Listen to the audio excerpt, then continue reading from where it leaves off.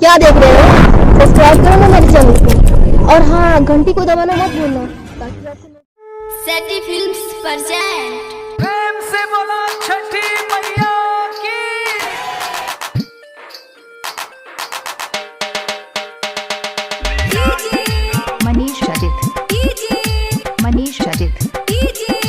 मनीष रजित बलिया राजखंड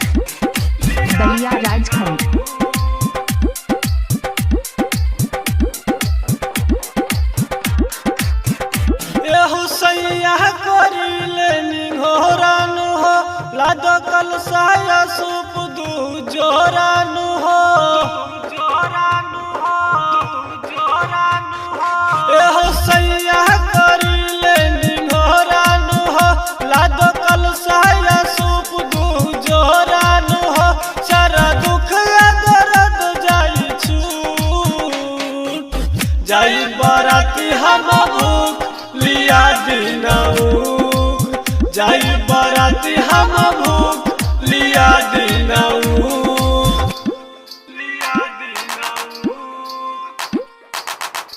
प्रेम से बोलो छठी मैया की।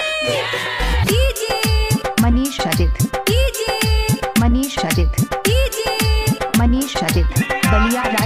बलिया राजखंड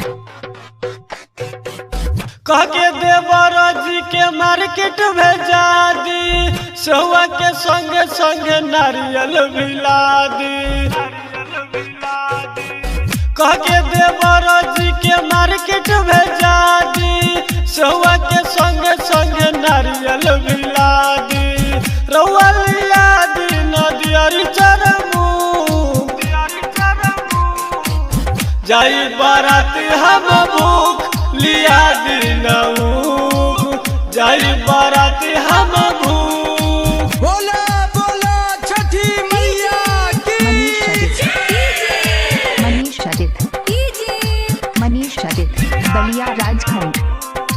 बलिया राजखंड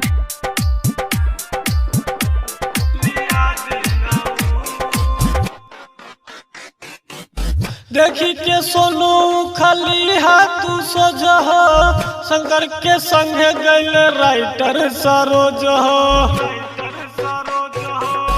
देखी के सोनू खाली हाथ सोजह शंकर के संगे गैल राइटर सरोज